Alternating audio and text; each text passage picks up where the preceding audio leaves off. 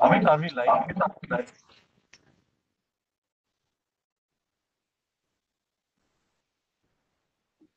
Please go ahead, Ekta ma'am. We are live now. Okay, sir. The world has enough beautiful mountains and meadows, spectacular skies and serene lakes. It has enough lush forests, flowered fields and sandy beaches. It has plenty of stars and the promises of new sunrise and the sunsets every day. What the world needs more of is people to appreciate and enjoy it. With this quote, I start today's session. Good morning, Mr. Subhabrata Rath sir, Joint Director, GEM Green Building Certification Program. Dr. Pramod Patil sir, Principal, Dr. D.Y. Patil Institute of Technology, Pimpri, Pune. Mr. Virendra Burade sir, Member, Ashokam, GEM National Council Program Chair, Ashokam, GEM Maharashtra Chapter. Today's keynote speaker, Mr. Rajneesh Agrawal sir, Chairman, GEM Events and Expo Committee, Partner PDA Consultants, Dr. Urmila Patil Ma'am, Dean Academics and HOD Electrical, Dr. D.Y. Patil Institute of Technology, Pimpri, Pune, Mr. Arun Sonar Sir, Head Instrumentation Engineering. I, Ekta Mishra, Assistant Professor of Dr. D.Y. Patil Institute of Technology, Pimpri, Pune, and convener of this FTP, welcome you all for webinar series and Ashokam GEM Knowledge Series Talk 9, Session 2 on Energy Simulation for Green Buildings. Dr. D.Y. Patil Institute of Technology, Pimpri, Pune, in association with Ashokam GEM Green Building Council, is organizing this FDP webinar series on accelerating clean, green, and sustainable innovation in India. This program is a series of webinars with recent topics on sustainable, clean environment. We already had one webinar session by Mr. Rajan Mehta on energy efficiency in electrical system and power quality. The last webinar is quite interesting and it is one way ahead how we are accelerating our clean green movement with Ashokam. I request Mr. Subhabrata Rath sir, Joint Director, GEM Green Building Certification Program. Mr. Subhabrata Rath sir is associated with Ashokam as a Joint Director. Mr. Rath sir did his master degree physics in University of Massachusetts, Boston.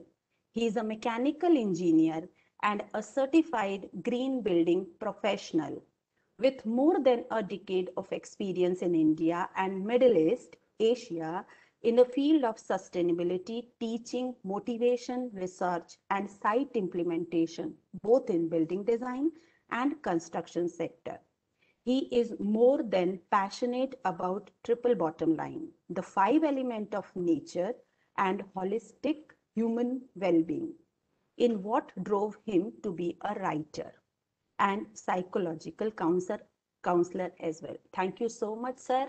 I request you to give opening remark of the session.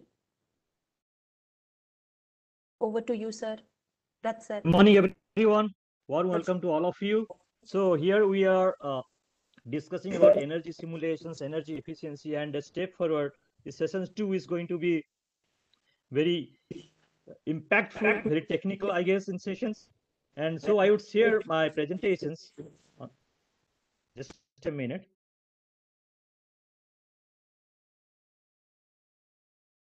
So to build the context, to set the context right towards the energy simulations of buildings and the energy efficiency sector in the green building sector, I am going to introduce GEM, Green and Eco-Friendly Movement, GEM Sustainability Certifications Program, which is a, before that I will talk about ASSOCHAM. ASSOCHAM is the Associated Chambers of Commerce and Industries of India. It is the knowledge chamber. It's serving the nation since 1920. So it is almost 101 years. We are here, and more than 400 chambers and trade associations all over India, serving more than 4.5 lakh members from all over India, working towards creating a conducive environment of Indian business to compete globally. So ASSOCHAM thought of starting its sustainability division as well, which is very much requirement right now. So the green initiative, we called it GEM, the Green and Eco-Friendly Movement. And when you took the green initiative, what are the components of it? The components of it is sustainability, earth, 5 elements of nature: earth, fire, water, air, and space. And within that, we devised this rating system beautifully. It's completely indigenous to India, and we made GEM level certifications for buildings, because we are mostly talking about buildings, because we are talking about energy efficiency and energy stimulations. Here we are talking about buildings. Okay, so when we are talking about buildings, let's set the context right. That GEM rating system by ASSOCHAM, we have 5 levels of certifications based on the performance, how the building is doing in terms of 5 elements nature. There is GEM 1, GEM 2 to GEM 5, and there are numbers 40 to 49 points, 50 to 64 points. You can see the point score. With this point scoring system, we assess a building how it is working, right? So how it is related to energy as such, because it is completely based on BEE, Bureau of Energy Efficiency, ECBC code, Energy Conservation Building Code. So that's why I try to introduce the GEM rating system rather than going to the technicalities, because for the technical there are a lot of eminent speakers here. So it is based on BEE, ECBC 2017 and NBC, National Building Code 2016. This program includes sustainability, energy and water efficiency, fire and life safety. This is the first rating system, I would say, in the world, which is incorporating fire and life safety as a component, as a major component of sustainability. We are focusing on more green area, indoor air quality, daylight, fresh air, and human comfort, and everything, all the aspects of it, in one way or other, indirectly or directly, it has some impact on the energy efficiency of the building. And we are aligned with United Nations SDGs 2030, not 1 or 2 goals, all the goals. We are completely monitoring it. We are improvising our rating systems on day by day to align with the UN SDG 2030 goals. So here I am giving a project checklist of a Lila Hotel, which we did recently, to give an understanding of how impactful energy is, how we think energy is useful for a building. And for this energy management best practices, you can see out of 135 points that we are giving for a new building under GEM rating system, where when we are assessing it, you can see almost a major portion of the emphasis is going on energy management best practices, principle 23 to principle 27. Everything has a direct impact on energy. The way you are using a healthy indoor air right now in this pandemic situations, you all are aware of how fresh air is important for us. And when you're making a fresh air, when you're making a system, the ways we are doing it, it has a direct impact on energy as well. When we are making a daylighting, right? Optimal use of natural light, principle 26. When you're talking about daylighting, even the daylighting, the kind of glasses we are using on windows, that has an impact on not on only light, also in heat, and the heat has a load on the air conditioning. It has a direct impact on the energies. Okay, efficient electric equipment and system, we talked about it in the last webinar. Use of imperishable energy resources like solar energy, voltaic cells, photovoltaic cells. Propagating passive design strategies, principle number 5. You can see that just by making the design correct, setting it properly, right? The orientations, the how, the north, south, east, west, the kind of structure we have, the kind of movement we have, the kind of orientations we have, and a lot of passive design strategies like jellies, like cross ventilations, and all other natural systems we can incorporate into the building. We can save a lot of energy as well. So we are giving a point here, maximum points 5.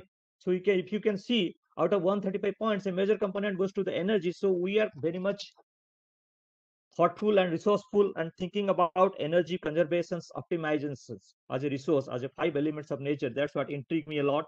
Energy is a big thing right now. And regarding GEM certifications program, We are empaneled with Rajasthan Building Bylaws 2020 for free extra FAR incentives. So in terms of, you can see a viability of rating systems, because we are spreading everywhere, and we thank you, government of Rajasthan.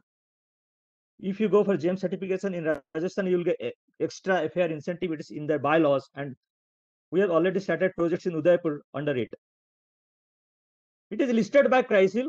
CRISIL is a statistical method. In the method, the kind of GEM sustainability certification program is there, along with many other IGBCs, GRIA, and US Green Building Council's GRIA GEM sustainability certification program is also listed there. So you can see the propensity of GEM program. Why GEM? It is an affordable certification program. Our program, the rating systems, in one way, it is impacting the 5 elements of nature in a good way. In another way, you can see that it is indigenous to India, plus it is cost effective, very much simplified. The process is simplified. The intent is simplified. We are not going to import strategies such as strategies which are more local to outside countries like USA or Europe. We are completely based. It is completely based on ECPC and NBC. That's why GEM is first indigenous program. You can see that it is recognized by India's century-old apex industry for ASSOCHAM. So I cannot say more about that. And there is a myth that if we go for sustainability things, if you go to do something energy wise intensive, or you are optimizing energy, your price might go higher, which is kind of a myth, because nowadays, maybe it was there before few years, maybe 2 decades back, but right now things are not like that.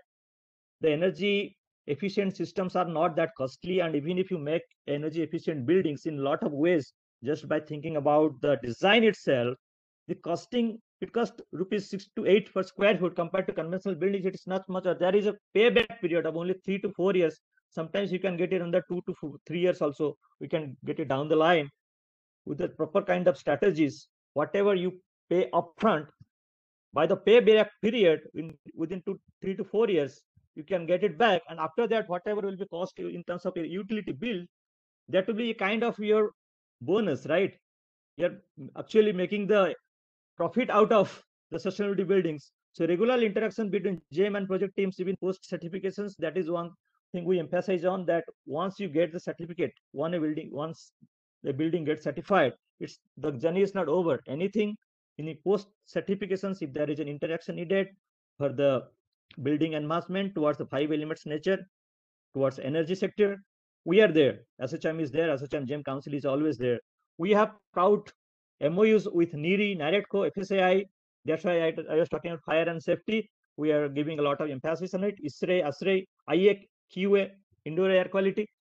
So our emphasis on indoor air quality. You can see through these MOUs that ASRE, ISRE, ISLE, lighting engineer society. So you can see the most of these are associated with indoor air qualities, energies, and lighting, and fire safety somehow, and building sector somehow it has direct impact on energies. So energy simulation is very much essential. Today's topic is very much relevant in that sense. We have GEM certified green projects across buildings, commercials, residentials, hotels, healthcares, and you can go about universities, academics, all kinds of buildings we are certifying. We have a wide gamut of knowledge here. These are, to mention a few projects. ITC Green Center manager certified GEM 5 already, Siemens Limited. So you can see the kind of diversity of projects here. About healthcare is there, Ella Green School is there, right? JK Institute of Technology, there is a Times Square Mall, Paras Cinema Jaipur is also there, Hindustan Institute of Technology and Science Chennai is there. So across our demographies, across northeast, west, south, and central India, everywhere we are there in different kinds of universities. So we have right now a lot of experience, and we know what the problems people are facing in terms of energy. Having done a lot of green building projects in our experience, this GEM certifications program, we are trying to give it back to society in terms of our knowledge, in terms of experience, in terms of diversities, so that everybody will benefit it, and we can understand the importance of energy simulation and energy efficiency right now. And our next speakers will elaborate on that. So we offer plaque and certificate to GEM compliant projects like that. We give certification and plaques there.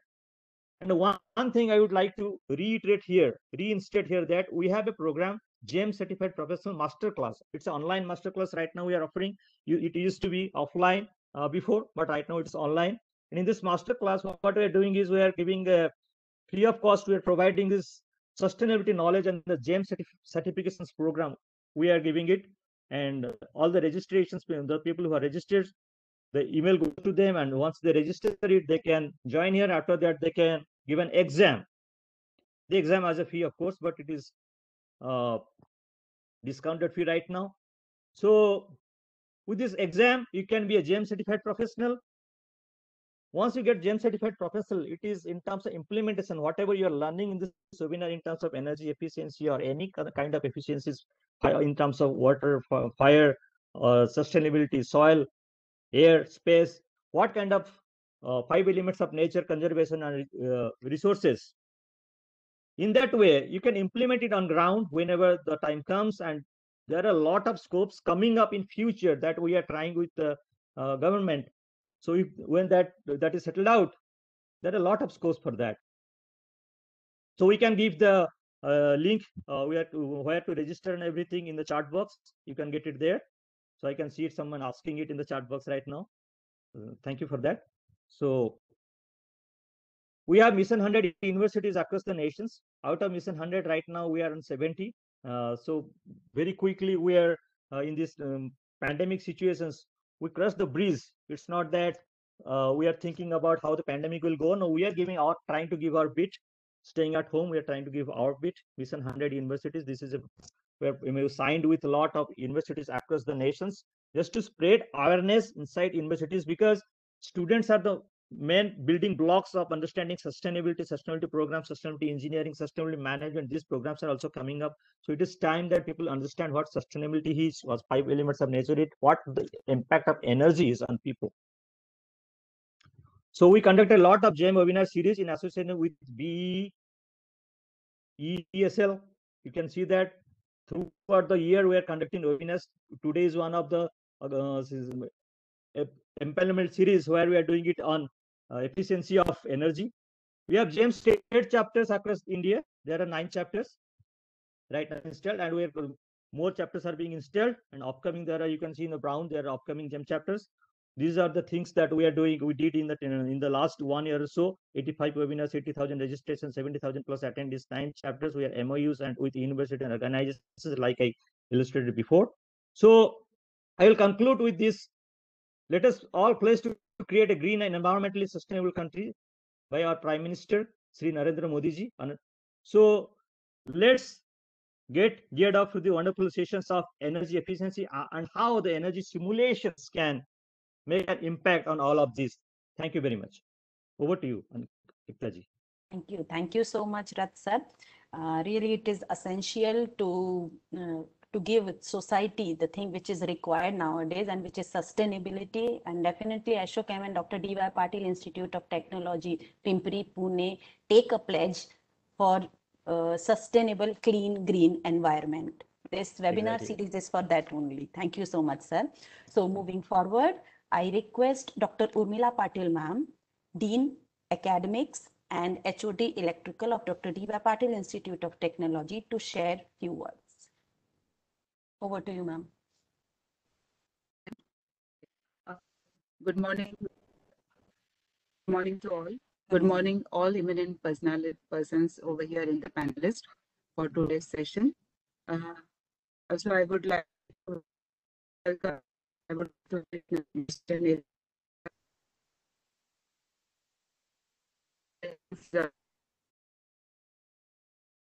for giving this very good session on sustainability and green environment.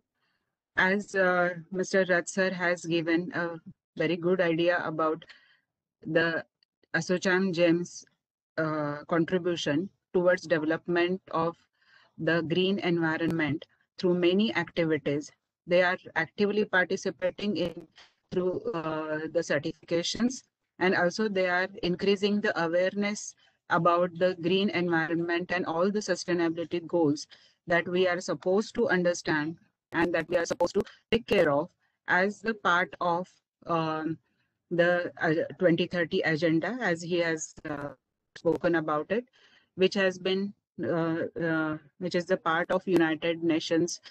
All the India is and already we have started playing our role. As per that agenda, also the non-government actors will be initiating or promoting this activity. Definitely, they will get the encouragement. And in order to play a role towards this national goals, the Dr. D.Y. Patil Institute of Technology has taken the initiative by having with the ASSOCHAM GEM. And we are really happy that this kind of sessions we could make along with ASSOCHAM GEM. And these awareness sessions will definitely help us to achieve our goals as soon as possible. As Sir has said very right, there will be the latest hardware, there are like 7 pathways towards the sustainability. Those are energy, material, information technology, manufacturing, food, water, and public. So they are interconnected. It is not like we can one by one we can achieve the sustainability through these pathways. It is not like that. Everything is interconnected.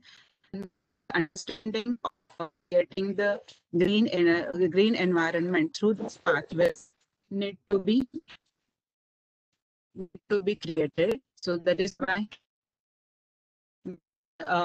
we must have access to supply, access to the clean, affordable, and sustainable energy, less toxic environment, more stable environment, mitigating the effects of climate change, managing the natural resources more effectively and efficiently, effective environmental governance regimes by and enforcement, public.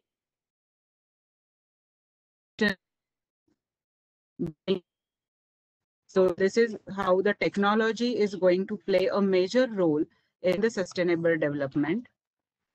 In that, today's session is will be the bridging session between the frontier technologies for the sustainable future and the 7 pathways that we have seen for the sustainable development. So I really wish very best learning for today's session to all the participants, and I am also thankful to all the authorities of ASSOCHAM GEM, as well as the management of Dr. D.Y. Patil Institute of Technology, especially our respected Secretary, Dr. Somnath Patil sir, who has always taken key interest in development of for the sustainable development. In our campus, so we are taking all the care for the green campus development, and he has motivated all of us to collaborate with ASSOCHAM GEM for creating this awareness awareness about the green environment through this webinars. So I'm thankful to Dr. Somnath Patil sir, also our honorable Chair PD Patil sir, who is the visionary and always supported for this kind of activities. Our principal, Dr. Pramod Patil sir, being an engineer, professional engineer, he has always motivated us through for the sustainable taking up various activities for the sustainable development through the various branches of the engineering. As the as our all departments are NBA accredited, and also the institute has been NAAC accredited, the program outcome or the graduate outcome, one of the graduate outcome out of total 12, is the awareness about creating awareness about the sustainability and societal issues in our students. So these sessions are definitely creating the awareness in the faculty, who will be later imparting this knowledge to the students, and the students will use this their knowledge or their understanding when they will be working in the professional world. So I wish all the best to all the participants for this session, and I'm thankful to all the organizers. Thank you. Thank you. Thank you so much, ma'am. Over I to you, request, ma'am. yeah, thank you. Thank you, ma'am. I request all participants to fill feedback form link and questionnaire link sent in chat box. If you have any problem, you have contact number in a flyer, you can contact easily. Okay. I take all privilege to me to introduce today's keynote speaker, Mr. Rajneesh Agrawal, sir. Mr. Rajneesh Agrawal, sir, is an engineering graduate of 1994 batch and thereafter obtained his MBA qualification from Institute of Management Technology, Ghaziabad. Rajneesh, sir, has been handling projects for more than 25 years now and has vast exposure to various kinds of projects handling hotels, hospitals, institutional, residential, industries, educational institute, pharmaceutical units, etc.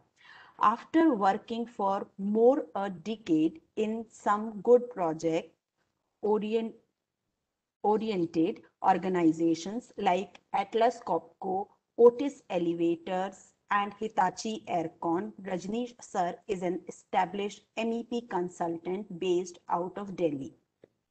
Besides being involved in professional services, Rajneesh sir has been an active member and volunteer leader for a number of associations working in the field of building services, such as National Council member and current chairman of Event Expo and Webinars at Ashokam GEM, Green Building Certification Body, National Committee member and current chairman of Committee on Standard and Codes, also current chairman of Committee of Events and Program at Fire and Security Association of India, FSAI, past vice chairman and general secretary of Indian chapter of IS, American Society of Indian Security, largest security, largest security association of world, founding general secretary of SPGI, Security Promotion Group of India,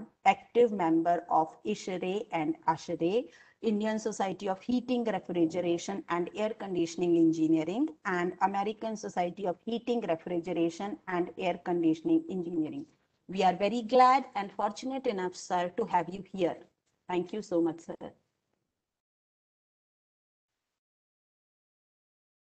Thank you, Ekta madam, for the kind introduction. I hope my audio is clear and you are able to hear me. Yes, sir. You are audible. Thank you so much. Thank you. And thank you, Dr. Urmila Patil, Mr. Subhabrata Rath, and all my colleagues from GEM SOCHEM. Normally, I am on the other side of the table organizing events for GEM SOCHEM. And this is a privilege to be here today among such good colleagues of the industry. And I would now like to, can I share the screen, Amit? Hello? Sir, you have the presenter right, sir? Oh, thank you so much. Yes, yes. The screen is visible now? Yes, sir. Yes, it's Okay. visible. Wonderful. So today we are going to talk about a subject called energy simulations for green buildings. Now, first of all, let's understand when we talk about energy, what are we talking about in context to our Indian conditions? Now, when you talk about developed countries, we see that the are almost 40% of the energy of any developed country, whereas 32% for industrial and 28% for transportation. This is energy. When we talk about Indian context, the things change a little, because what we are seeing here is that India, the buildings are lesser energy as compared to other countries, say about 24%, and the industry and agri are a little bigger share of the pie. reason that probably our industry and culture is not than the developed countries. Now we compare the energy overall. Now going further, yes. Now this was about energy, but when we talk about electricity, things are a little different. Now energy majorly is given by a lot of oil and gas. Whereas when we talk about buildings, our buildings are normally dependent more on electricity. So if I change the context and talk about the electricity usage in India, then suddenly you see a shift that buildings are now almost consuming around 33%, which is in line with the trend in the other countries. But still, the major difference, what we see versus developed countries and India, is that our major chunk of electricity used in buildings goes towards residential and lesser towards commercial. Now, this is a very important factor to understand, and this is where our context for today's discussion will build up. India has a large population, a large number of households, and our commercial buildings are probably just started to become more comfortable than earlier. Probably in the last 10 years, we have seen that commercial have now become more energy consuming. Now we have fully enclosed buildings which are having a glass facade. They're totally sealed. They give a utmost comfort in terms of air conditioning or heating and ventilation. And we are also seeing that the IT buildings or the new comfortable buildings today in India are having a good ambience, which is contributed a lot of lighting level, which is better than the earlier buildings what we used to see. So now this commercial building share of 9% is now on the uprise. This is where the need of green buildings started coming in.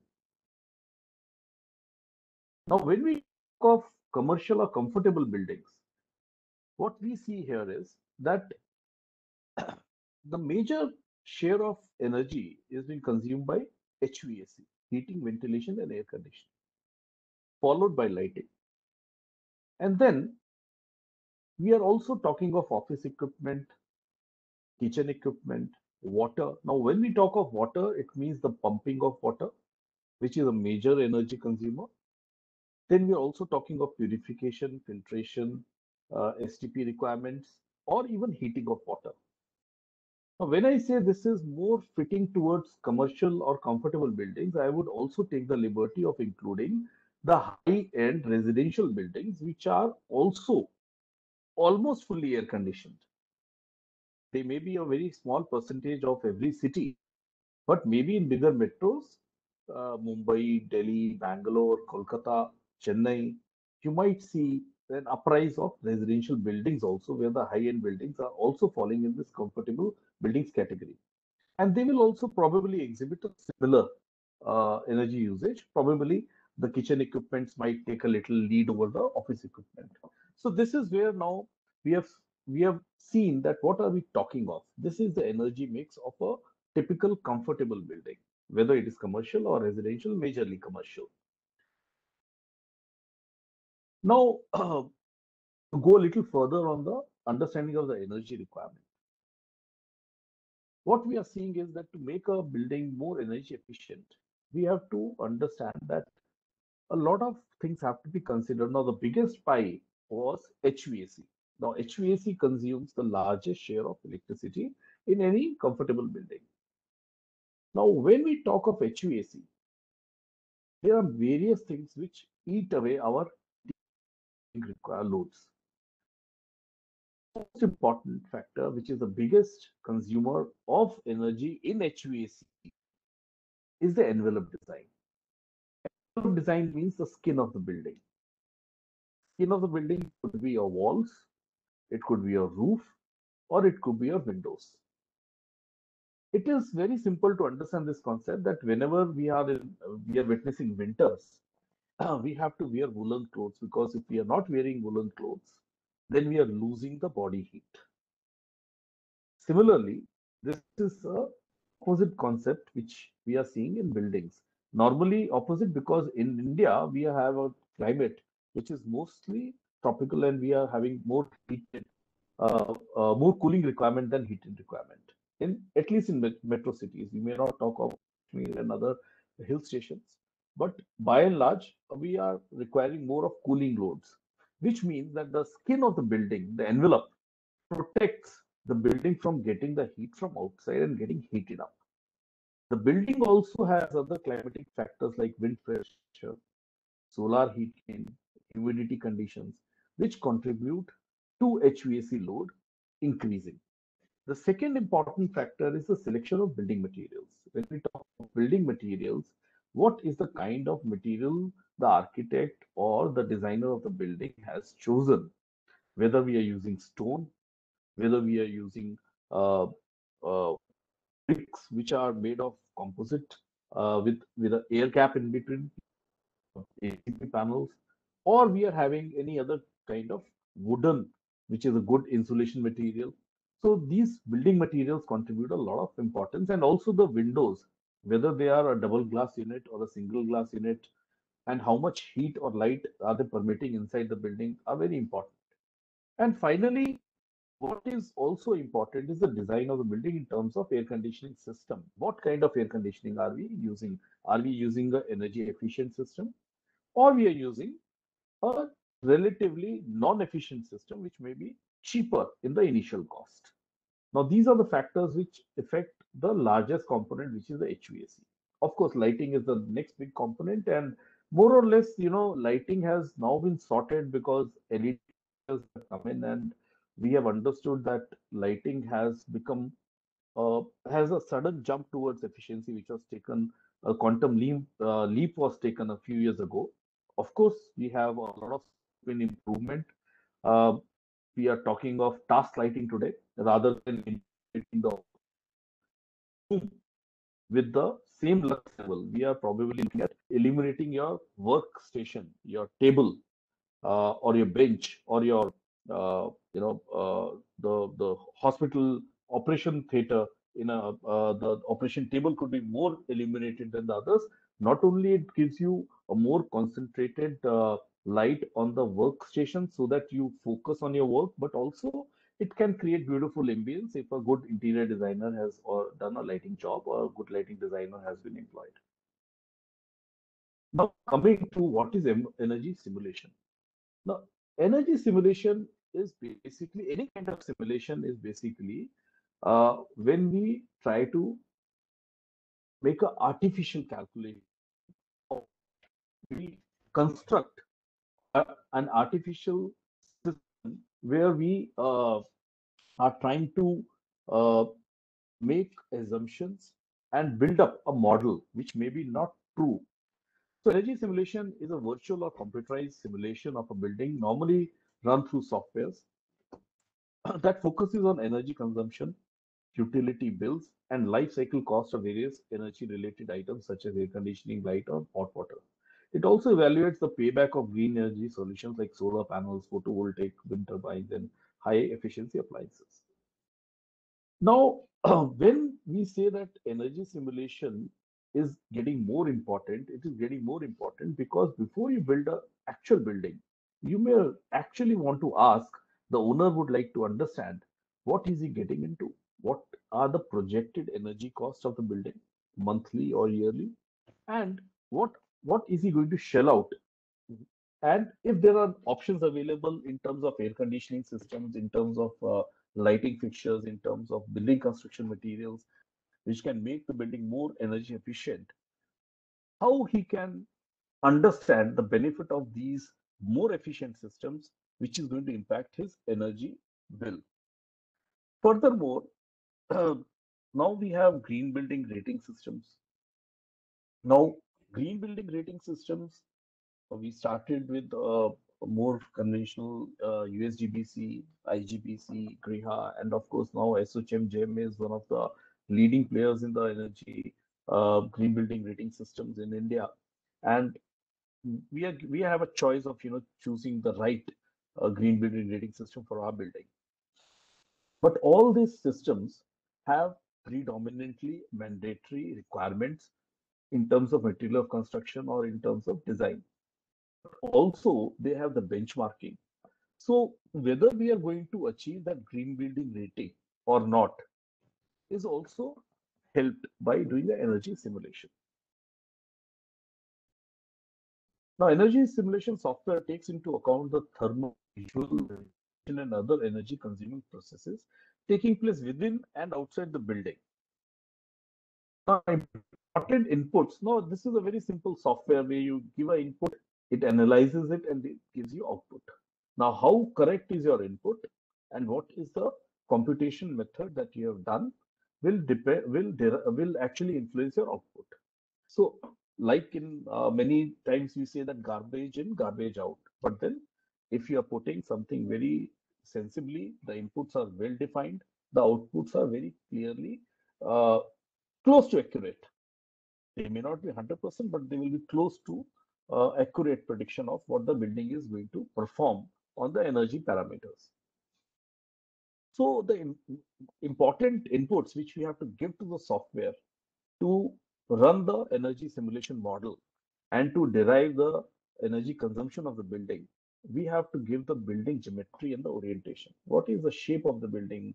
What is the size of the building? What is the orientation of the building?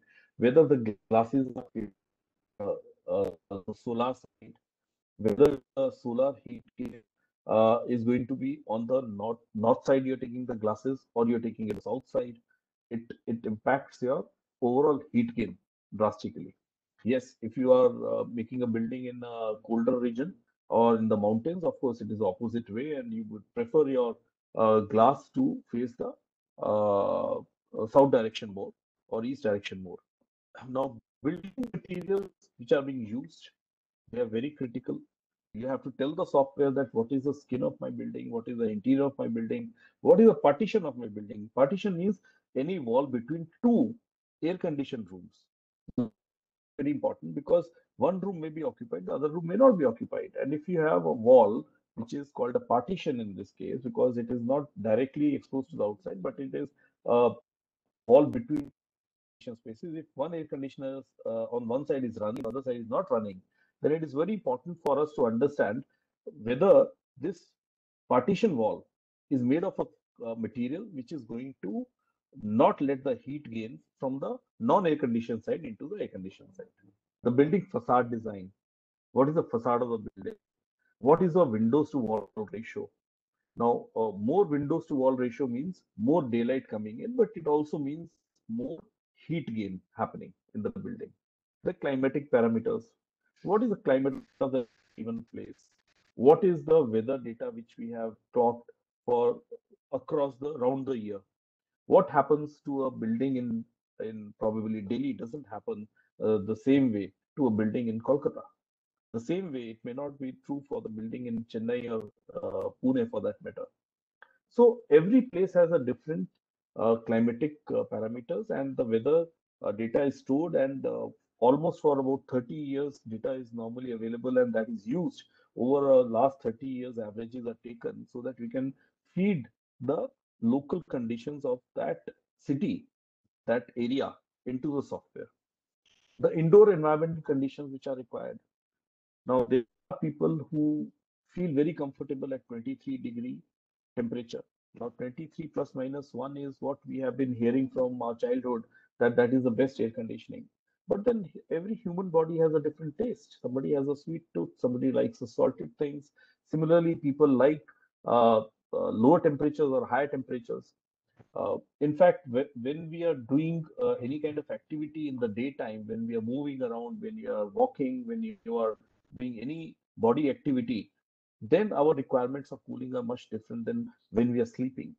So you may not feel comfortable if you are sleeping in a 23-degree room and the body metabolism is very low. and you may find that temperature very cold, and you may not be comfortable at that temperature. So when we talk of body comfort, uh, the Japanese were the first people who came out with a concept called kaimin. Kaimin means that whenever you sleep, every 1 hour of sleep or 2 hours of sleep, you increase your temperature by 1 degree of the room. So this is automatically as a feature available in many air conditioners, room air conditioners, where you press that button and when you sleep, you may sleep at 23 degree, and after 1 hour it will become 24. Then after 2 hours it will become 25, so on. So when you get up in the morning, probably you are getting about 27 degree, and you have a very comfortable sleep. You did not feel the shiver. So indoor environment conditions are very important. Similarly, we have some conditions like operation theaters where 18 degrees is required. Operation theater is a place where people want a lower temperature and absolute humidity control. Now, when you talk of absolute humidity control, humidity is also a load. If having more humidity in the room, then you have to remove it to get to the right optimum humidity level. Then, if you want a very accurate, precise control like we want in pharmaceutical labs, then it is more energy consuming. You have to control temperature and humidity both equally. Then the next is occupant activities and schedules, which typically means that office environment or a hotel environment, or maybe it's an indoor stadium, they will have their different requirements because the bodies, when they are working, the human bodies, when they are working, they give out more heat. If you're just simply sitting or if you're running, then you are going to contribute more heat to the atmosphere if you're running. And then finally, the HVAC, lighting systems, and other parameters.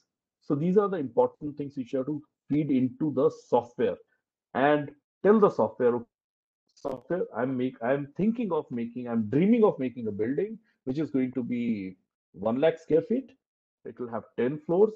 It will be oriented in such a direction that the sun will be on this side, the main facade of the building, the front side of the building, the sun side for the majority of the day, or is it going to be? You also have to tell the building, tell the software that what are the interior layouts of each and every building, each and every floor. I'm sorry. You have to give all the inputs like what are the parameters of city, what are the indoor conditions that I'm looking for, what are the occupant activities which are going to happen, and what are the HVAC and other lighting equipment that I propose to use, whether I'm going for a central air conditioning, which could be chill water system, or I'm going for a VRV system, or I'm normally going for a split unit system. And all of them will have a different energy requirement. And based on that, the software will understand that what is the energy consumption of the building. Now we can do this for part of the simulation can be done either for some part of the building. For example, we can do a thermal simulation, which only takes care of the heat factors. We can do energy simulation where we have the electrical loads of other equipments which are also taken care. We can do for a part of the building, or we can do a whole building energy simulation. So more typically, when we talk of the energy simulation, nowadays we talk of whole building energy simulation as such. Now, this considers the building as a single integrated system. It understands that, okay, this building is a living creature. It has various requirements. It has got lighting, it has got heating, it has got ventilation, it has got kitchen equipments, it has got office equipments, it has got laptops, it has got mobile phone chargers, it has got everything which a building requires, and everything it wants as an input, so that it can give you a more holistic energy performance of the complete building. Now, predicting thermal behavior of building in relation to its outdoor environment is one part. Predicting the impact of daylight and artificial light inside is another part. This is another simulation. So when we talk of all these individual simulations together, then we do a whole building energy simulation. It is also important that we have an impact of the wind pattern or the ventilation. Now, when we have areas where which are occupied by humans, we need fresh air. So this fresh air has to be taken from outside and added periodically or continuously, so that the people inside do not feel that the air is stagnated. Now, where are you taking this pressure? From which side? Is it against the wind pressure or is it through with the wind pressure? And how is the wind velocity impacting the a building on a normal plane situation may not be having that kind of wind pressures, but if you're having a high-rise building or a building in the mountains or on a higher altitude, it may have different wind velocities hitting the building, and the direction of wind is also very important to be analyzed so that you can actually anticipate that what will be the effect of that wind when it falls on the facade of the building. How is it going to impact positively or negatively, and to what extent?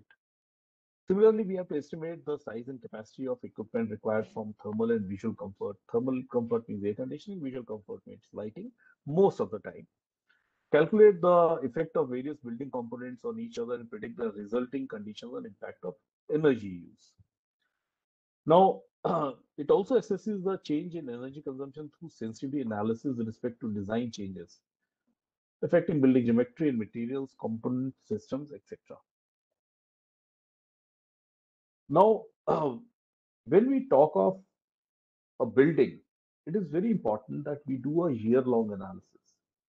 We should not only, if I'm making a building in Delhi and if I do an energy analysis for the month of January and I multiply by 12 and tell the owner, okay, so your energy is this particular amount into 12 months, then it is going to be grossly wrong.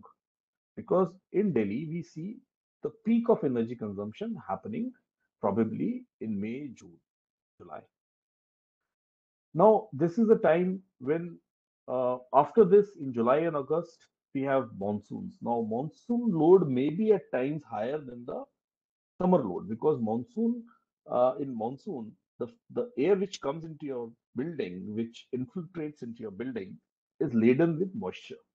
And moisture is not a desirable effect because it causes the more humidity. In more humidity, you feel very sweaty, you feel uncomfortable. So the air conditioning system removes automatically, as a byproduct of air conditioning, water is from the air. Because whenever you have anything getting cold, the moisture actually settles down on the cold surface. For example, if you have a glass of cold water, you'll find droplets around the glass, which clearly tells you that this being a colder surface, the condensation has happened on the glass. Now, what is the coldest point in the air conditioned building? It is the cooling coil of the air conditioner. Now, the cooling coil of the air conditioner is probably hidden from you, so you don't see it. But when we use air conditioners in our house, we see that there is a drain pipe which goes into a toilet or into our balcony, and it keeps on dripping. And sometimes, unfortunately, if it leaks, then there is a mess inside the room also. So, as a child, I used to wonder why this, where is the water coming from the AC?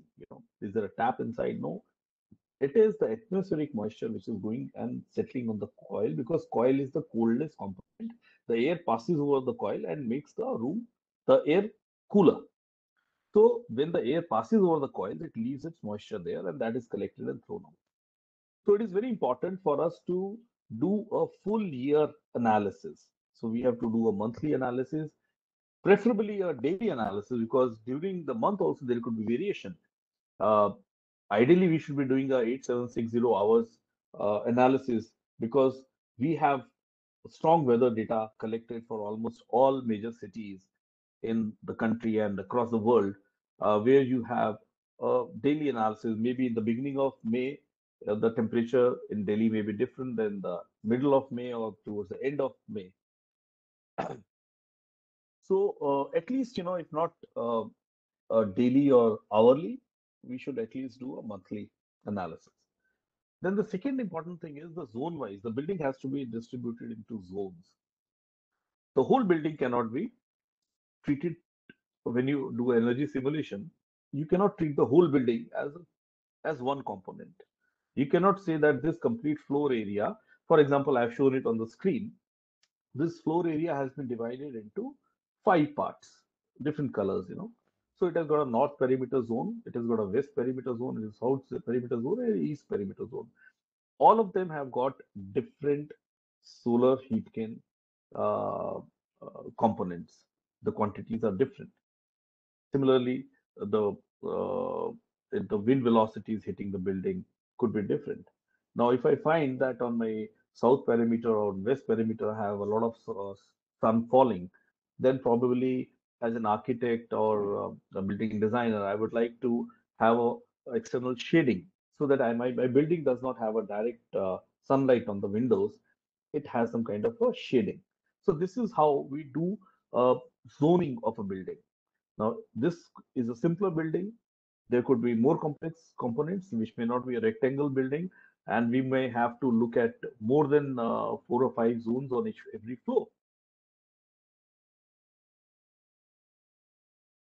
Now, if whatever we are speaking right now, if we say that we have to see what are the inputs uh, for our software, the inputs for our software our geographical location, of course. I have to tell the software where am I making a building, whether I'm making in Pune or in Ahmedabad or in Chennai.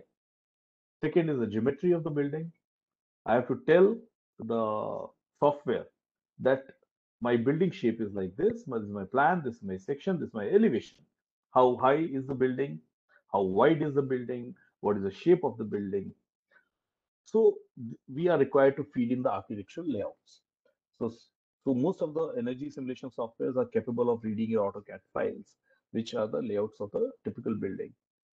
Then I have to tell the energy simulation software that what is the material of my construction. Now, wall, roof, window, overhangs, what is the construction material that I'm using? This tells the software that how the temperature or the light will travel through these materials and impact my overall building performance. It may be helping or not helping. For example, a double glass unit, a DGU, double glass unit, DGU, as we fondly call it, is 2 layers of glass with a vacuum in between. Now, a lot of times we feel that more light when it comes into my building, it is going to be detrimental, it is going to probably increase my heat load. But at the same time, it reduces my lighting load. So it is very critical for me to pick up the right glass, which uh, which are actually going to be uh, giving me the perfect mix of light transmission as versus the heat gain. So we have glasses which give you more light input, which is desirable, but also at the same time cut out more heat. So there could be within the DGU, there could be so many various models. So you have to pick up the right one. Then we have to do a daylight and lighting analysis, visual comfort, reducing LPD, the light power density, integration with daylight. So we have on the right side, in the right column, we are showing what are the guiding parameters. What are the sources which will give you all this, choices which are available, or the parameters. Then the internal load, how many hours the building is going to work, the schedule, how many people are going to be working in it. This has to be given as an internal load, or what machinery are we going to use in the building. And finally, we have to tell the most important thing, which normally comes as a HVAC equipment. Are we going for a central plant? Are we going for a VRV system? Are we going for a split air conditioner? Are we going for DX? DX means direct expansion, where the gas comes into the cooling coil. And this is very simply the room air conditioner that we use. They're all direct expansion, where you have the gas going into the indoor unit and cooling directly the gas expands. Or we are going for an indirect expansion, which is a water. So the gas in the chiller, there's a gas circuit which cools the water, and then that water circulates in the entire building and cools the building. So it's a secondary medium which is doing it. So this is all advocated by ISHRE, ASHRAE guidelines, ARI, ECBC code. Now ECBC energy reservation building all have adopted by most of the states today. Whether I'm going for a voluntary green building rating or not, I have to probably abide with ECBC code in most of the states today. And ECBC has is probably a kind of a green building rating system on a probably less difficult to achieve, but definitely it sets the basic benchmark that of course your building must be designed for these basic energy conservation methods.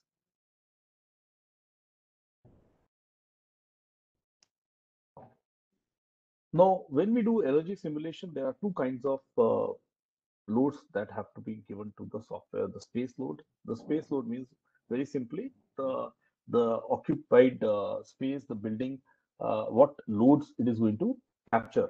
The the load, heating load coming from the glasses, coming through the skin, the solar gain directly coming through as a transmission of light, heat gained or lost outside from the outside air, humidification, dehumidification, heat gained from electrical equipments.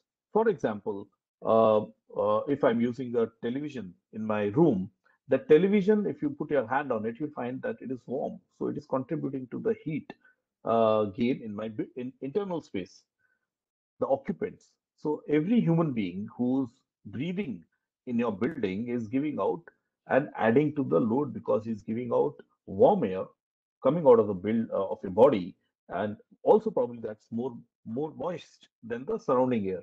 So he's adding not only the heat but also moisture to the environment. So occupants add load.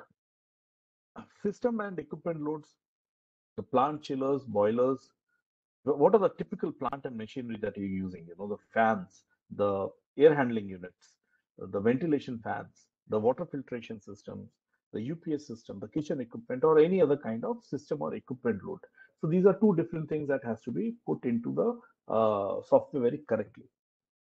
So then as I said, hourly variations, operation requirements or condition requirements on hourly basis has to be given. A thermal mass effect has to be. Now, what is a thermal mass effect? Uh, if I'm cooling a building, for example, it's a hospital building and it is always supposed to be maintained at the right temperature.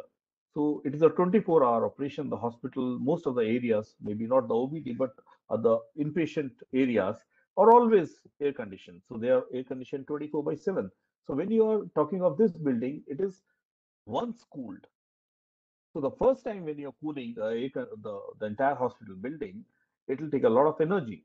But once it is cool, once it is already at the right temperature, then to maintain that temperature doesn't take that kind of energy.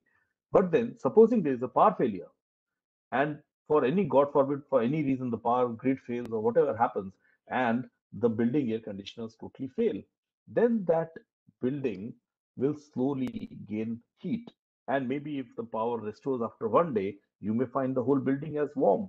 So the thermal mass effect protects, or rather, it helps in maintaining low requirement once the building achieves optimum level. And the same way in other conditions in mountain areas, if you have heated a room and supposing you switch off your heater, then that effect will go. Part load performance effects. Part load performance effects are very important to be captured in your.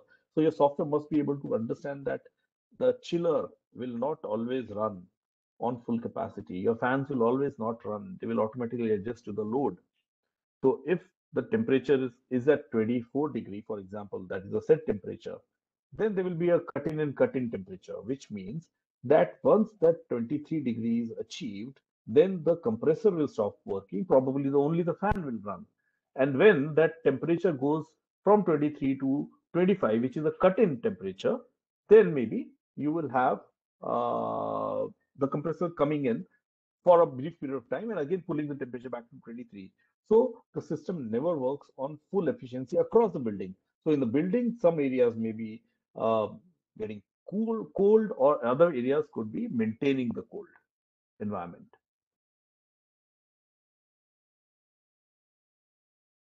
Now, what is the role of energy simulation in a green building? Now, energy simulation this is the topic of the day, that how it helps, or what is the role of energy simulation in a green building? Now, when we do a whole building performance method, the chosen, sorry, this is green, this is spelling mistake. The green building rating system, for example, if you are chosen to go with the SOCHM GEM, green building rating system, then that rating system defines that it gives you the requirements of standard design. and the proposed design, energy simulation models. Now, what I mean by standard design is what is the basic bare minimum requirements for me to meet that norm or to be certified as a GEM certified building. Now, I may aspire for a 5 GEM rating, 4 GEM rating, 3 GEM rating, depending on what level of energy efficiency I have achieved, or the green building, not only energy efficiency, also in terms of building materials and other parameters. So, if I'm talking of achieving a particular level, it gives me a standard design. The other is a proposed design. That is what I have chosen. If I have chosen to use this particular glass, this particular material of construction, with this particular air conditioning, equipment which has got efficiency which is defined, and this kind of lights, so many lights, so this is my proposed design. So I have to basically do a comparison between my standard design, which is my benchmark, versus my proposed design, and then I have to compare it. When we finally compare the two, my proposed design has to meet the bare minimum energy efficiency of the standard design, or it has to be better than that. Only then I will be able to certify my energy as a green rating system proficient, which means that my energy requirement of the building is within the parameters, within or better than what my particular GEM or any other green building rating system has defined for me.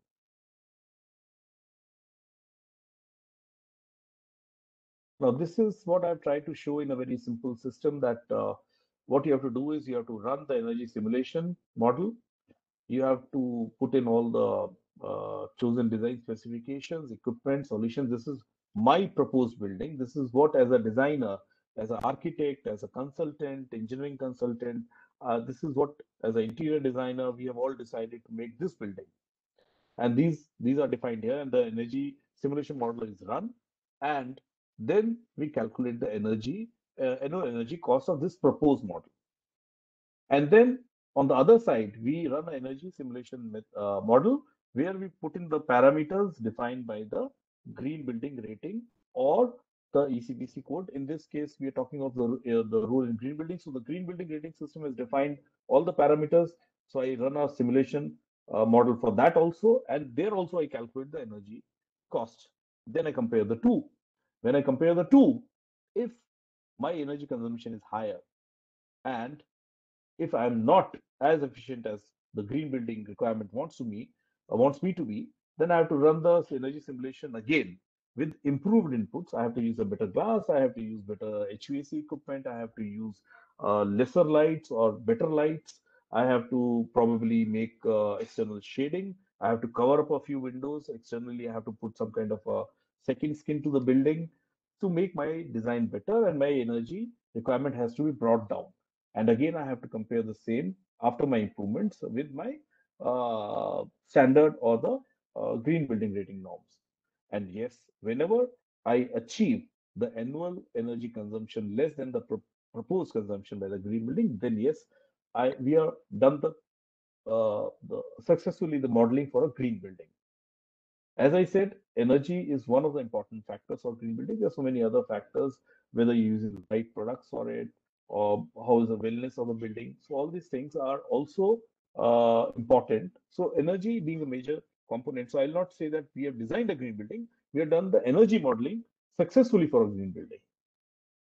The benefits, we study the behavior of a system without building it. So without actually spending the money on the construction, we run a software, we come out with a simulation, and we given a report to our client. Okay, this is the building, this is going to consume 2740 kilowatt of energy, and in terms of units, these are electricity units will be consumed, and in terms of money, you are going to pay, say, 14 lakh rupees annual energy cost. So the client is absolutely happy knowing that, okay, this is what I'm going to spend tomorrow. It's not something which is going to be a surprise to me. The results are more accurate than manual or analytic methods. Earlier, what used to happen? Earlier, when we were making buildings, before we had the energy simulation, we used to ask 10 knowledgeable people, okay, sir, as an architect, what do you want my building materials to be? So the architect would, out of his experience, he will recommend that, okay, make use wooden partitioning here, take this kind of a glass here, use this kind of bricks. Also, the engineer will come and say, okay, you use a chill water system, you use a VRV system instead of a split unit. So these are all on manual inputs or analytics. But now we have a very accurate energy simulation software which has got a lot of inputs already in the library, or else you are free to put your inputs and it will treat the whole building and give you a very fast result. It also helps you to find what if analysis. What if I was using this glass instead of this glass? So it will translate that into the end result, which is the energy cost per year, and tell you that if you use this glass instead of this glass, this is the energy cost variation. It predicts the monthly energy consumption of bills, predicts the annual cost, it will the annual CO2 emissions. Yes, of course, we are very worried about the building being sustainable. Now, this a sustainable building and a green building are slightly different. Green building is something which has been built with passion, energy efficient, and built with green materials. A sustainable building goes a little more further and also checks that where have you sourced these materials from? Have you cut a jungle and brought the wood without planting new plants? Then it is not a sustainable building. So this is how they are slightly different. But then most of the times we, use green and sustainable in the same spirit. Compare the contrast difference with different efficiency options. Whether I use a centrifugal chiller or I use a screw chiller or reciprocating chiller or a magnetic levitation chiller, or if I go for a VRV system, then what is the impact on my end energy cost? Determine the life cycle payback. So very easily in this software, I can put a more costlier equipment and see the effect on my energy, and I can simply very easily calculate that what is the payback period of my uh, investment into a better product. So there are various softwares which are available in the market. Trace 700, eQuest, these are the ones which are a little more commonly used, but then you have a lot of solutions available in the market. It depends on what you choose, and in every country, people have some specific preferences and cost. These are all costly software, so you have to understand that what you and what are your peers using. So how you use, whether you're using a Autodesk Revit or Autodesk Insight 360, or you're using eQuest. So it's a matter of personal choice. All of them have some drawbacks or benefits. So you have to do a cost benefit analysis and see what actually fits your requirement. Now this is we are at 12:20. So I'll quickly run. I'll show you how energy simulation report looks like. So I've hidden the name of the building because that is something which we cannot disclose the client's name and the building. So this is how an energy simulation report looks like. A very simple report I've chosen. It's about 26 pages. It tells you the index, what all are in the report. Then it tells you what is the purpose, what is the energy simulation, how we are doing it. Then it tells you the methodology, how we are going to do this. Then it tells you the project description. Okay, this is a proposed building named so and so, and it has got 12 floors. It has got ground, mezzanine. So all this is written and documented in this report. Then we submit. We make a simulation of a building. So you can see here that it represents what kind of a glass, what kind of orientation. So we have for this project we have used eQuest, so we can see how the building model looks like. Then I have to put okay, this defines what all are the good features of software which I've used. It does a complete 8760 hours analysis. So every hour of the year has been put as an input in terms of climatic conditions, in terms of usage, the night usage of the building, the day usage of the building. So everything has been defined. Hourly variations in occupancy, that is how the building is working, has been put in. Part load performances, capacity, efficiency, correction curve for mechanical and heating requirements. So this is all, and then the floor areas of various floors have been put in. Then I have submitted the building layouts. This is my parking, which is the basement floor, the lowest floor. Then this is my parking on the ground floor. This is probably a stilt building, so you have stilt parking on the ground floor. Then we have parking on the mezzanine floor.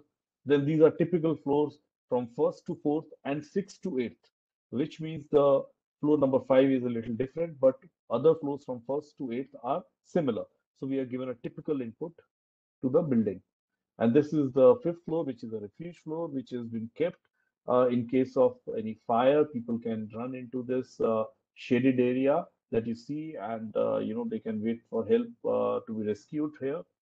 Then this is the ninth floor, which is the top. You may have a lesser built-up area or something different on this floor. And finally, this is how you put your U factors. U factors are the thermal qualities of your walls or your roof or your glass. So this is what you are supposed to put into the software. These are all the inputs which you have been putting. Then what kind of system are you using for this particular building? We said, okay, we are going for air-cooled VRF system. And the baseline model we are adopting is ASHRAE 90.1-2010. And what is we are also using a chiller plant. So it's a mixed hybrid system that we're using. What is the fan control? We are using VFD. We are using variable speed for the fan. So the fan automatically adjusts the speed to match the building ventilation requirements. And then we define the building envelope. What envelope has been taken? What are the other construction materials so everything, the glass, everything has been put here in the software. Then the window, how much is the window, how much is the wall on each side, and on different sides which are facing the north, south, southeast. So we have defined that what is the area in square feet of the glass or the wall. So the window to wall ratio is something which is typically from 50 to 60%. So we have defined that we are using a 52% window to wall ratio. The internal loads, what is the power LPD, light power density, which means that when we design the lighting, the baseline ASHRAE 90.1 says that this is the maximum wattage you should be using per square feet of a building for lighting of the building. Then the equipment power density, occupancy. So you have to define that how many people are going to be inside that building, the interior loads. So everything has been put as an input here in the software. And this is what you have defined the conditions, how the air conditioning chill water coil will be, at what temperature, what will be the delta T that you're going to achieve. And this is how you put everything into the software. And then likewise, fan power inputs. And then you come out with the results of the simulation. Now, this is what after putting all the inputs, the software will tell you, okay, for the month starting from January to December, your cooling requirements will be 27.2 in January, then they'll increase to March, April, May, June, July, August, September, October, and then it'll again start falling back in December. So probably, I guess this could be a typical building in Mumbai or Maharashtra. Ventilation requirements will be so much, pump and auxiliary, miscellaneous equipment, lighting loads. And total, you come up and say, okay, so I'm going to have this much of the yearly consumption. And then you have a baseline consumption, which this is the baseline consumption 1401. So you say that if I rotate my building, then this will happen. So you have various permutation combinations on the orientation of the building, and finally you come out with proposed case consumption, and then you compare. This is the final result which comes out, that the blue what you say is the baseline model, and the orange which you see is my actual building performance. So here you can very easily say that the cooling energy required for my building is lesser than the baseline, which is the blue color. So it is 369 versus 428. Similarly, for ventilation fans, pumps, miscellaneous equipments, area, the lighting requirement, everything has been given here as an output.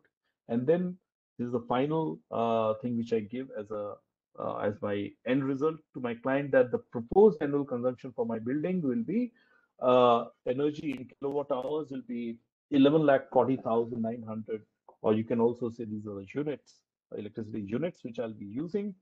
And the baseline, the green building rating system, tells me that I should have consumed 13,95,000 units.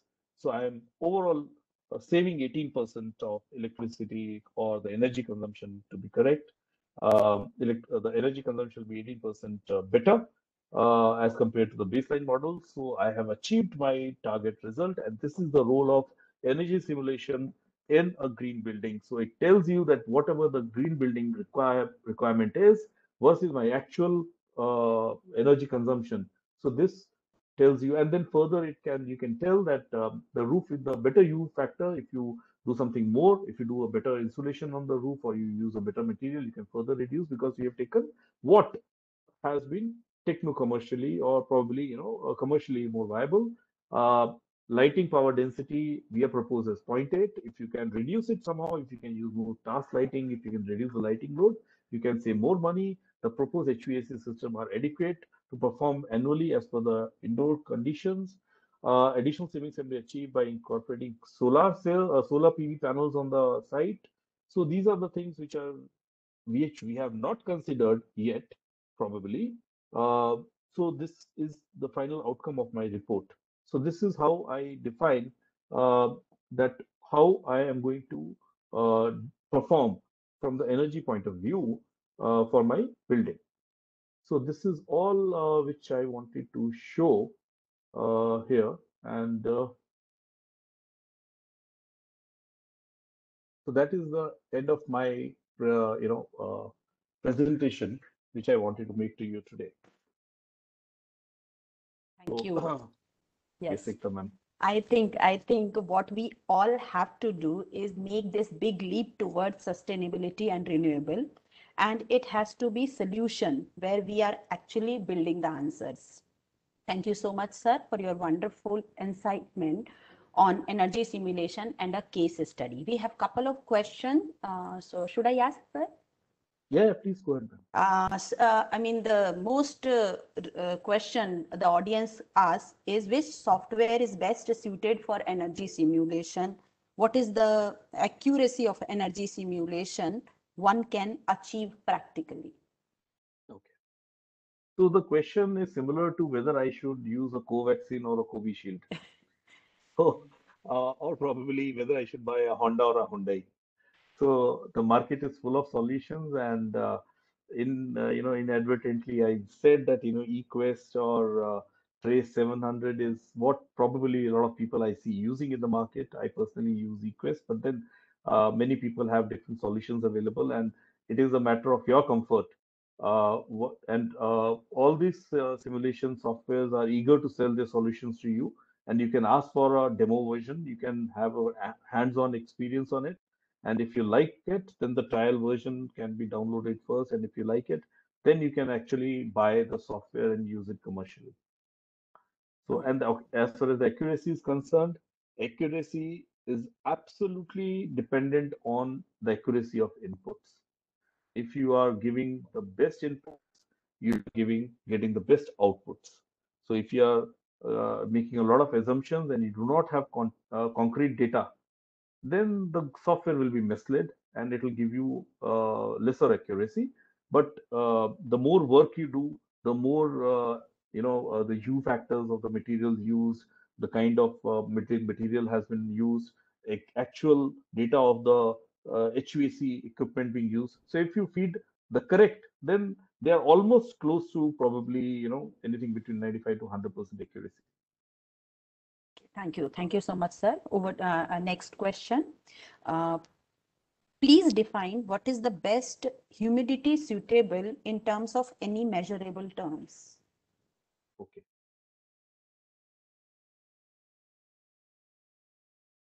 So humidity is something which is present in the air always, and we find that we have so many different climates across the country. We have dry climates like in Rajasthan, where we have dry heat. We have places like Mumbai, coastal areas where there's a high humidity. So typically, what we feel is that 50 to 60% RH is something which is very convenient for human beings. But then the requirements differ when I talk about a pharmaceutical unit, probably a unit where medicines or the vaccines are being made. There we have to have a very precise control, and there we define that it cannot be more than 40% or 30%, or even in operation theaters, we don't want humidity levels to be high because that can lead to more infections in our wounds, or post surgery. We can have more infections possibilities. So humidity at best, 50 to 60% is what we probably are very happy with. But in our homes, in our residential premises, we live with 20%, 30% also. We have dry skin, we have cracked skin in winters. So there we are not doing anything. Of course, if I'm a rich man, I will put a humidifier, I'll add moisture in winters, I'll remove moistures in monsoon, I'll maintain in the summers, so that throughout the year, I have a very comfortable humidity level which is best suited to my skin, best suited to my lungs. During COVID, we have seen that humidity plays a very important role on COVID infection also, because COVID, whether if you are having too dry or too humid, in both the cases, infections like COVID jump up, they escalate. So 50 to 60% is a good humidity, if that answers the question. Okay, thank you so much. What is the paradigm shift in case of energy use in India? What is the paradigm shift in case of energy use in India?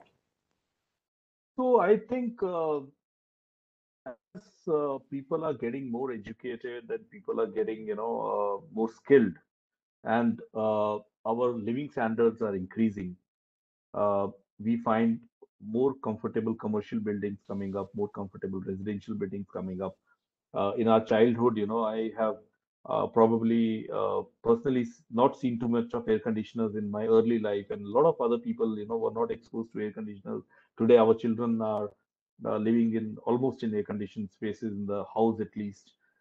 In our offices, we probably never had that kind of air conditioning available. Today, we have very swanky offices. So I think the paradigm shift is that the buildings, as I said, they're getting more comfortable, whether they are residential or workplaces. So the overall comfort levels are increasing, adding pressure on our energy consumption in buildings. So this is the paradigm shift happening. But with this shift happening, our responsibility to make our buildings greener, to achieve the green building rating system, or to comply to ECBC code, these are our responsibilities which are coming up also. So on one side, we are having more requirement, but on the other side, we are also compelled to be more energy efficient. True. At the same time, sir, what I personally feel is we need to create an awareness about this program, because this is not essential right now. See, energy audit, BEE is not essential right now. So what I personally feel is to create awareness for this paradigm shift. I fully agree with you, ma'am. You're absolutely correct. In fact, probably, when I revisit your question, yes, this is the most important thing, like our health, checkup. We must have an energy True. checkup, and that is also not mandatory. I can live unhealthy. I may not go for a health checkup at all. But then, if I am health conscious for my building or for my body, it tells my personality. So it's very important that we not only make a green building, but we also maintain a green building, a sustainable building, an energy efficient building has to be maintained. Yes. Okay. One more thing is, I'll read entire question. Wonderful presentation, sir. How you are attain data for carbon footprints reduction with your entire exercise for green buildings? I think the question he's not written right. He was asking about what is the carbon footprint reduction with your entire exercise for green buildings. So, when we talk of carbon footprint, basically we are assuming that, if I'm consuming so much of energy, I would have cut so many trees, I would have burnt so much of fuel, I would have generated so much of carbon dioxide. So everything translates back to that. So as we reduce our energy consumption, we feel very happy that we have reduced the carbon emission and we have reduced the carbon footprint. So whenever we are talking of green building, we relate that is one of the ways that we evaluate our performance of a building. One is, of course, our capital or the running expenses which have reduced, and the other side we are also evaluating how much of carbon footprint are we reducing and making our planet more healthier. Okay. Since I am electrical engineering, I have a engineer. I have a question like: is automotive HVAC energy simulation possible? Okay. So thank you, ma'am. I'm also electrical engineer. So so probably HVAC. Uh, if I read the question again, is automotive HVAC? HVAC energy simulation possible? See, it is possible, but then what we are doing with our automobiles is that we have a small compressor which is running practically non-stop. Unlike room air conditioner, which comes and maintains itself because building is a stationary object, and whereas a car or a automobile will be moving and it will be changing directions. And of course, at times you might be lucky that the car or the compressor may switch off, but then this simulation, the compressor capacity is very, very less as compared to a room air conditioner. Here, your room is much bigger or the building is much bigger than a vehicle. So we are probably, and the amount of, the oil that you're spending in running a car and Okay. the air conditioner. So probably we feel much happier by putting the right capacity of the air conditioner, because the most important thing there is to give a immediate comfort to a very small area. So you can also imagine that if in your bedroom, if you only make a small bunker where only the bed goes in, and you have enough space to just get in and sleep, then your 1.5 ton air conditioner will probably come down to 0.5 or 0.25 ton air conditioner. For example, a refrigerator, it's a very small body. So probably you're using a 0.25 ton compressor in it. Similarly, air conditioner in an automobile. And yes, of course, the fresh air requirements are very different. The automobile, the heat generated within the automobile is higher. The engine is running. So all these things make not very, of course, simulations are done by the manufacturers in the factories. But then when you buy a automobile, you assume that these simulations have been done and you have been given the most efficient air conditioning system along with the most efficient engine as a package. Okay. Actually, Agrawal sir, there are lots of questions over here. So I'll take a last question and we'll end up this session. Does it mean a lot of permutation and combination is needed to optimize? Does it mean a lot of permutation and combination is needed to optimize? Yes. So this is actually the crux of today's program. The energy simulation that we do, the software which we are using, is probably doing 10,000 permutations and combinations in itself. Because that software, the moment you tell the software that I'm making a building in Mumbai or in Delhi, it automatically catches up the data, runs the 8760 hours permutation combination. Okay, for this particular day, so much of energy. So on this particular day, then you give another task. You tell that my building has got so many zones. So it will done to all the repeat, 8760 analysis for all the zones. Then you tell that this is the material I'm going to use for my material for my building. Then it does all the calculations again. Then you say that I'm going to, okay, instead of this AC, I'm going to use this air conditioner. So yes, we are doing a lot of permutation combination. That is how, that is why, energy simulation has become very, very important and popular, because in a very less time, by the click of a button, you are able to do probably 100,000 calculations, and the end result is given to you at just the click of a button, and you're able to get the immediate result. And all the permutation combinations are run in the system as a backend. Okay. I mean, I was done with this question, but the thing is, there is one interesting question. Have you done simulation for ancient building? Ancient buildings, luckily, were the most energy efficient buildings because we did not have so much of energy or electricity at our disposal. We did not have air conditioning, so we had very beautifully well ventilated buildings which had thick walls, which were like thermally insulated. if if anybody has gone to Jaipur, the Hawa Mahal is still Hmm. a marvel. If you look at old mosque, you have minarets. So these minars have a chimney effect. The hot air rises through the minars and goes out, drawing the air in, cold air in. And in the night time, the reverse process is probably adopted. So these were passive designs which were used. There were a lot of water bodies, bowlies inside the buildings, which a microclimate was created. A lot of greenery was used to be there near the buildings, around the buildings.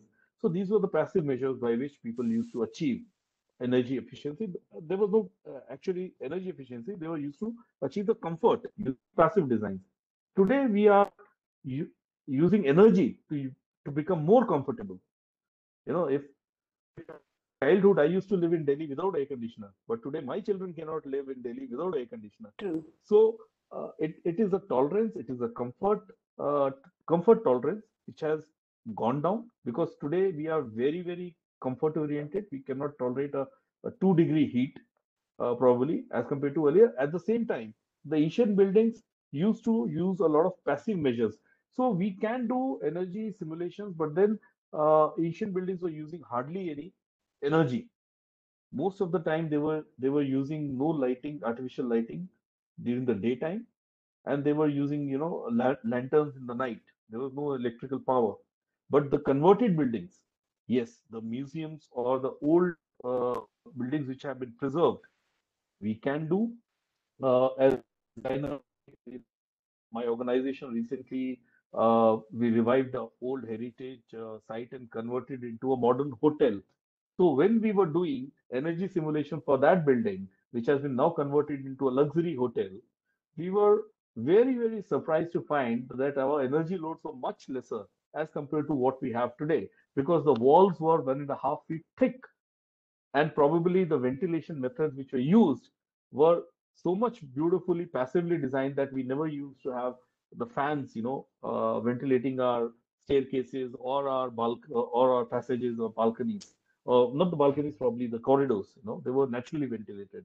So of course ancient buildings, when you do energy simulation, when they're converted into a modern building which has lighting, which has air conditioning, yes, we do simulations and we can make them further more energy efficient, just like a modern building. Definitely, and the material which is used for the ancient time is better than the we use right now. There is one more question, the participant asking again and again. Sorry, Agrawal sir, this is the last question. Please. What is the best wall to window ratio need to be maintained to ensure the optimization of energy consumed? Best wall to window ratio. It depends on where you are making the building, in which direction you are making the building also. So if I'm making a building in Srinagar, then probably I'll have a lot of windows because there I need the heat to come in as much as possible. If I'm making a similar building, probably in a hot climate area, Jodhpur or Jaipur, then probably I'll like to reduce that a bit. But then uh, we invariably find 50 to 60% wall window ratios because it is very important that we have natural sunlight, not only for the energy purpose, but also because as a human being, we don't want to live in dark houses or dark buildings. So natural light has to be admitted into the building. And yes, if you have a higher window wall ratio, then you can go in for special glass, which are a little costlier, but then they're very efficient. They don't let the heat come in, but they let the light come in. So higher window wall ratio is normally more aesthetically appealing and more comfortable. But most of the time the architects have a better say because they are the people who create the design. We as an engineer, we go by the rule book and do the calculations and do it. We are not as creative as them, but the creative minds normally tend to go for a higher window wall ratio, but they settle at around 60%. Okay, thank you. Thank you so much, sir. I think I have answered, sir has answered all the questions and I have took all the questions to the sir. If if there are some If anything, you questions can always left, yes, put on mail. yes, sir. I'll send entire question and definitely elaborately you'll get your answers. You can connect to me. You can connect anyone from Ashochem to get your answers or the queries to be done. Frankly speaking, sir, I have been very passionate about renewable and sustainable energy for many years, and particularly for solar and wind energy, and its capacity to bring abundant, clean, sustainable energy to millions around the globe. So definitely with this note, I end this session and thank you. Thank you so much. Millions of thanks, Rajneesh sir, for your enlightenment about energy simulation for green building. I request every participant to please go for the feedback link and the questionnaire link, which has been there in chat box. You will definitely get certificate once you complete the entire session or the series of webinar. It's on every Friday. It's 21st. Our next session is on 28th May 2021, which is on overview of sustainable design building. This is one step ahead. Watch what Rajneesh sir already told. So thank you so much. Amit ji, Thank you, Harish madam. sir. Yes, thank you so much, sir. Harish sir, Amit sir, should we end the session? Yes, yes. Okay, thank you. Thank you. Thank you Thank so much. Yes. Thank you, madam. Thank you, Rajni sir. Thank you.